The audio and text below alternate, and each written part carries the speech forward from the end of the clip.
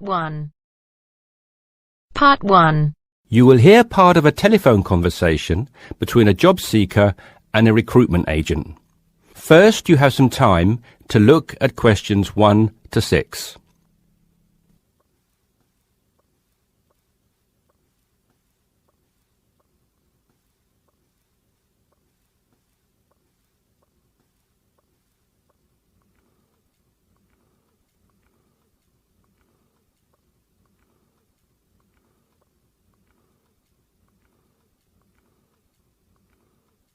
You should answer the questions as you listen because you will not hear the recording a second time. Listen carefully and answer questions 1 to 6. Yes, so that's Janet Thompson. Would you like me to spell it? If you wouldn't mind, thank you. Just the surname, please. No problem. It's Thompson. Great. Now, Janet, before we go through the openings I have here in front of me, might I just take a few more details to complete your profile on my system? Of course. What would you like to know? Well, let's start with your email address, please. OK, janthompson@hort.net. I see. Is that Jan as in Jan? No, that wasn't available. I had to make do with Jann. Here, let me spell it for you again, just to be sure. JANNTHOMPSON@hort.net. Much obliged. And could I ask, do you have your referee details to hand? Yes, what do you need? I need one work reference and one character reference from a friend or colleague.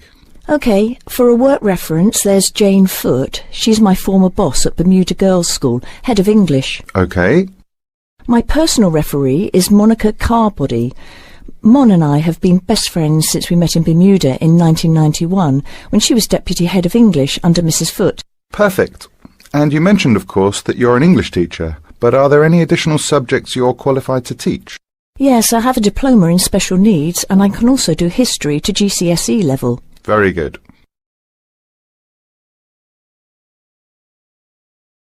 Before listening to the rest of the conversation, you have some time to look at questions 7 to 10.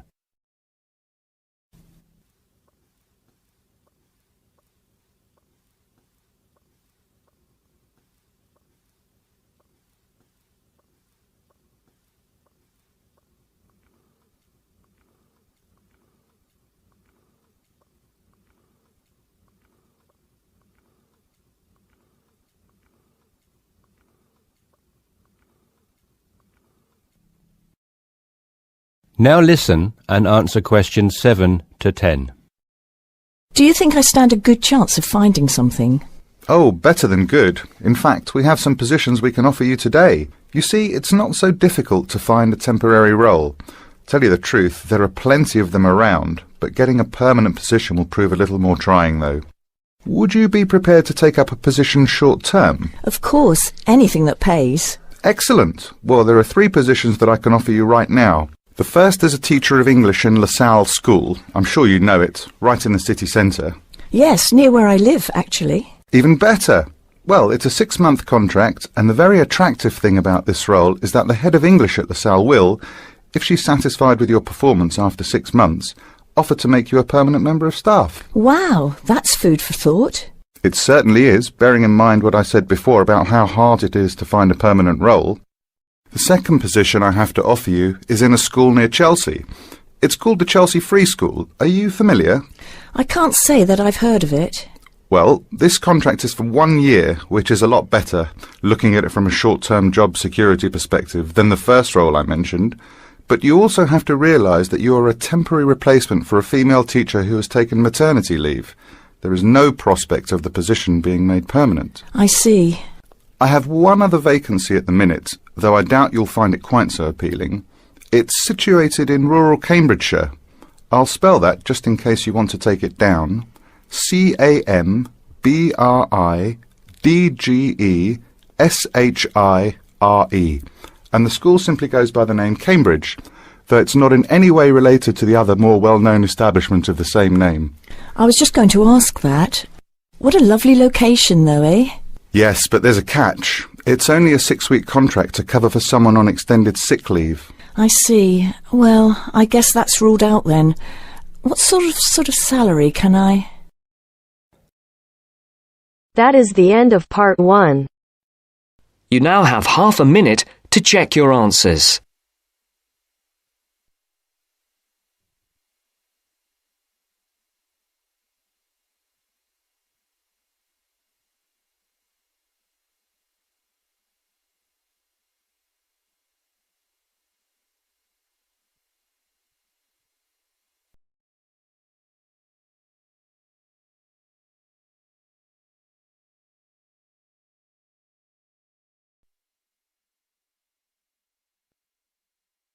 Now First, you turns to have some part 2. time to look at questions Part 2. 11 to 16.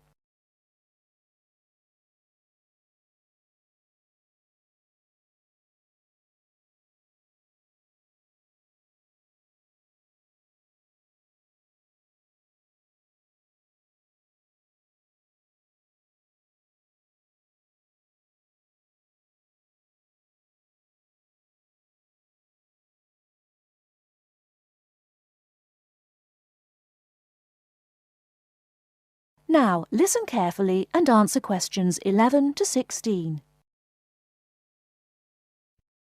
Good afternoon. Hello. How can I help you? I'd like to make a transfer, please. You want to transfer some money? That's fine. Let me just bring up some details. Right, here we are. Can you tell me your name, please? It's Alice Deltour. Okay, and your date of birth? 20th of February 1982. Right, and for security, can I have the first letter of your password? It's V. And the fifth letter? That's F. Fine. Now, where do you want to make the transfer to and from? I'd like to send money from my current account abroad. Which country are you sending it to? To China. My boyfriend is on holiday there, and he's run out of money. Oh dear. China, okay. Now, there are several ways to do this. We can do it by credit card, by electronic transfer, by cheque or by banker's draft. I'm not sure. What's the best way? Well, that all depends. The simplest way is by cheque, really. I just write the cheque and send it. Yes, but it can be very slow and take a long time for the money to clear, between 3 to 4 weeks. How soon do you need the money to get there? I'd like it to get there in the next couple of weeks. So really, sending a cheque is going to be too slow. Yes, I think so. Let's look at electronic transfer then. This usually takes between 2 and 5 working days. That's 2 to 5 days. Working or business days. If you send it on Friday, it will get there the following Friday at the latest. I see. That's much better. Yes, but we do charge a fee for this. We charge a flat fee of £21, and on top of that, the receiving bank may charge a fee, and an agent may also charge you for transferring the money between banks. So, how much is it altogether? We can't give you an exact amount. You need to check it with the receiving bank and any agents that they use. I see. Also, you can send it in sterling or dollars from here, but there will be an additional fee depending on the exchange rate when you convert it into renminbi. So there will be another charge too? I'm afraid so. Does it make any difference if I send it in dollars or sterling? It could make a difference according to which currency has the best exchange rate. The other difference is this. If you send dollars, the amount goes through the US clearing system. We send the money to our branch in London. They then send it to our branch in New York, and the New York branch sends it to the bank in China. It goes all around the world then.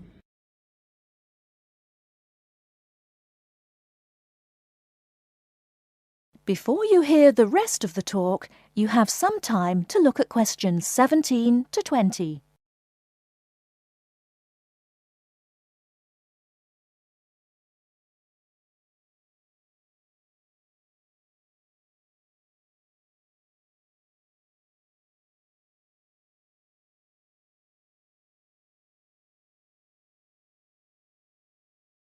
Now listen and answer questions 17 to 20. What about if I send sterling? In that case, we send it to our branch in London. From there it may go directly to China, unless the bank in China has an agent in London, in which case we transfer it to the London agent, and they send the money on to China. So how do I proceed with the transfer?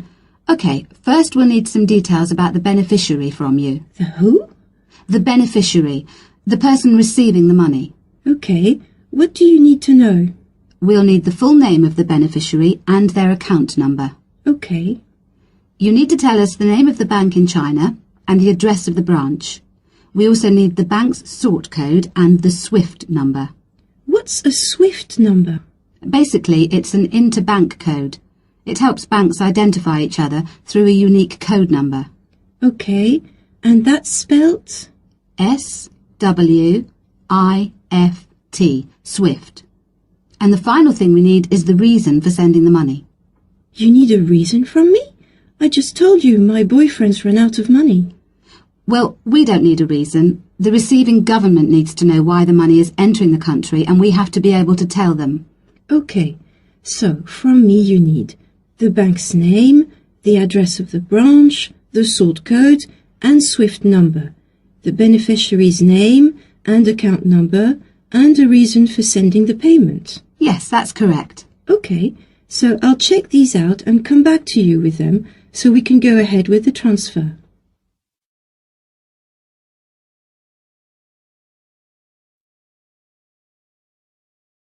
That is the end of part 2.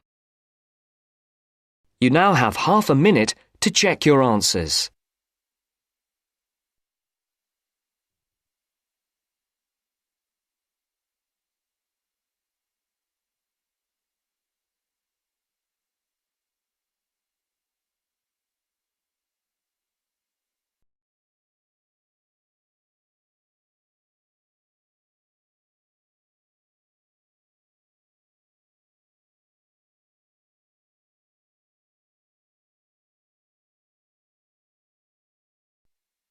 Now turns to part 3. Part 3. You will hear two business studies students, Evelyn and Mark, preparing for a seminar presentation. Before you hear the conversation, you have some time to look at questions 21 to 25.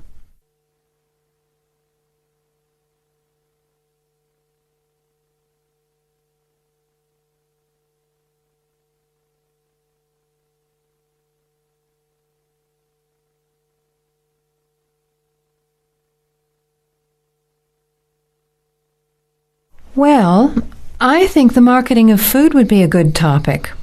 I read a very interesting article the other day about the Canadian food market. I suppose everybody's interested in food, even if it's trying not to eat. Why Canada? I know that's where you come from, but isn't it just all North America, really? No, that's why I thought this article was interesting. Although lots of US companies are well established in Canada, and vice versa, there are still subtle differences between the two markets.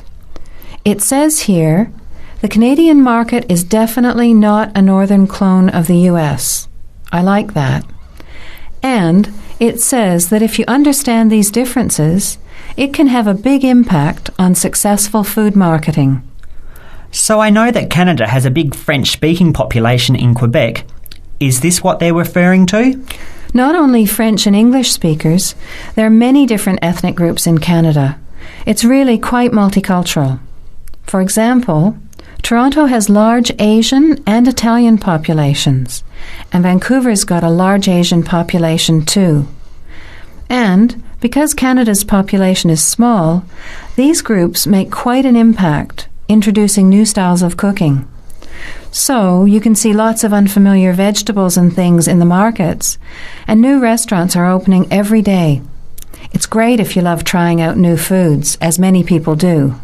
Which kinds of food are becoming popular? Well, some Asian food, I'd say, has been popular for quite a while, like Chinese. But now, Southeast Asian restaurants are becoming very fashionable. Then there's Mediterranean, of course, such as Greek, Italian, and so on. But Caribbean and Mexican food is really taking off among young people these days. So are the supermarkets starting to stock the ingredients that are needed to prepare these foods at home? You know, all those unusual condiments and sauces. Yes, that's right. It's quite interesting going to the supermarket, isn't it? And noticing how they're introducing sections for foods of different nationalities. You can buy quite exotic products locally these days. The article mentioned that 80% of the Canadian retail market is controlled by 8 major national supermarket chains, so that when they introduce changes, they can happen quite rapidly. OK. Well, how are we going to organise this seminar then? I made some notes on the trends in the Canadian market, about changing tastes, and also patterns for where food is consumed. I thought maybe we could summarize it into a chart or table, and maybe use the overhead projector to present it. Good idea. Maybe I could have a look for similar trends and tastes in Australia and the UK for comparison. Let's have a look at what you found.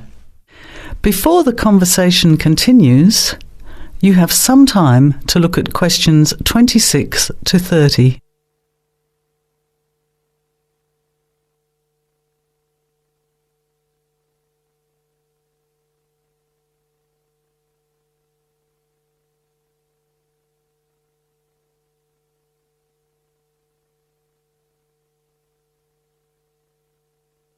Now, as the conversation continues, answer questions 26 to 30.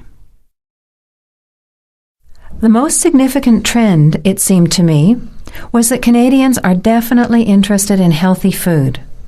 For example, did you know that salads are the 3rd most commonly eaten food in Canadian restaurants? Really? What about organic food then? Is that becoming more popular? Yes, it's definitely moving into the mainstream compared to a few years ago. And a recent survey showed that 4 out of 5 shoppers said that they check the fat and nutritional information on the packet when they're deciding what to buy. What other trends did you find out? There's one change I noticed straight away when I was home last year in the meat department. You know, here the meat packaging says rump steak or 4-quarter chops and so on. Well, they discovered that most consumers these days didn't know what to do with these roasts and rounds and ribs. So the government approved a new naming system for cuts of meat, which is related to the required cooking technique. What a good idea. I've never really understood the difference between sirloin, rump, round and all those names. So how many new categories are there? 8. There are 3 kinds of steak, for grilling, for marinating and for simmering. And then there's what they call quick-serve beef, for stir-fries, I suppose. And premium oven roast, pot roast and stewing beef. It's a great idea, isn't it? I hope it catches on here. I agree. Any other trends that you thought were significant? Well, what's really interesting is what the article called mobile meals. In other words, more and more Canadians are eating meals away from home, but not just eating more junk food. They're projecting a 40% increase in snack food sales over the next 3 years, and the growth is coming from healthy snacks. You know, the ones that have less cholesterol and fat, such as muesli bars, health food bars, and those types of products. Apparently, in the food marketing jargon, they're called nutritious portable foods, which means healthy snacks.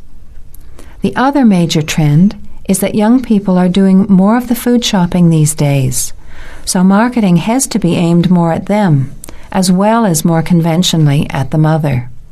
Thanks, Evelyn. I think we'll have an interesting discussion about these trends and the comparisons with other English-speaking countries. I'll see if I can get some information about them to compare with yours, and meet you on Friday to put it together. See you then. Bye.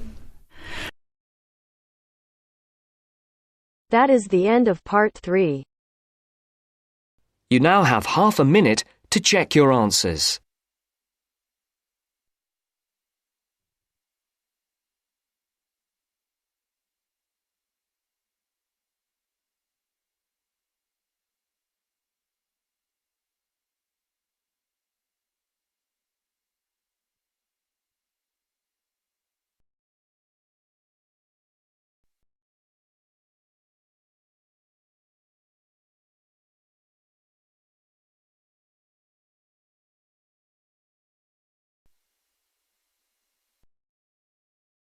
Part 4.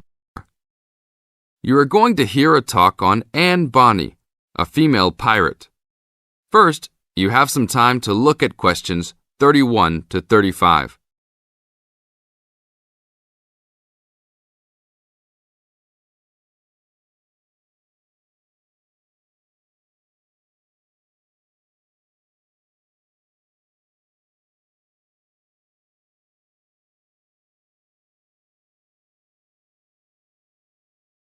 Now listen to the tape and answer the questions.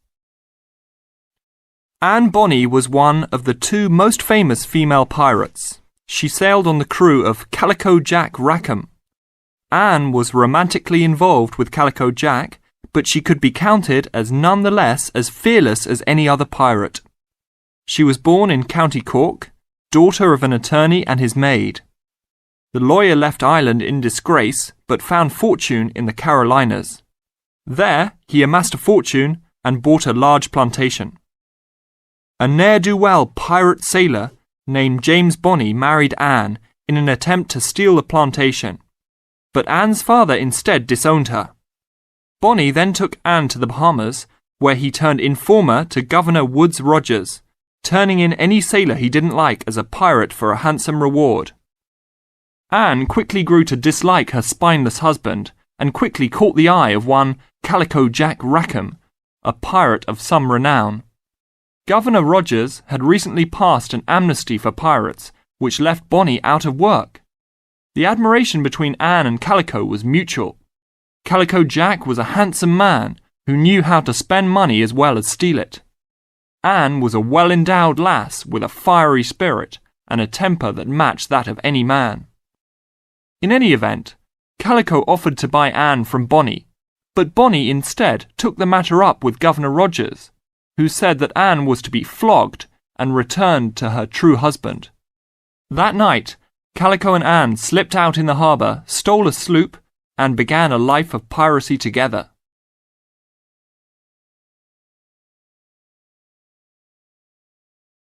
Now look at questions 36 to 40.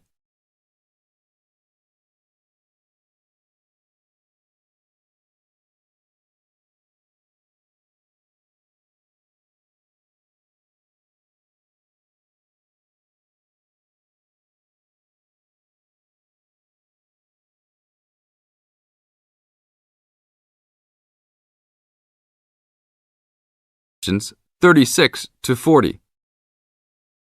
Anne fought in men's clothing, was an expert with pistol and cutlass, and considered as dangerous as any male pirate. She was fearless in battle, and often was a member of any boarding party. In October of 1720, retribution was close at hand. The governor of Jamaica, hearing of Calico's presence, sent an armed sloop to intervene and capture the captain and crew. Calico's ship, Revenge, was caught by surprise, and much to Anne's dismay, the pirates fought like cowards and were taken far too easily. Anne and Mary Read were also captured, but, upon capture, confessed their sex and pleaded to be tried separately after they gave birth. Both women were pregnant at the time. Both received separate trials from the men, but were still sentenced to hang. Mary Read escaped the hangman by dying from fever while in jail. Anne, however, received several stays of execution before mysteriously vanishing from official records. It is believed that her father, who had contacts in the island, forgave his daughter for her acts and ransomed her back to the Carolinas, where she assumed a new name and a new life. That is the end of part 4. You now have half a minute to check your answers.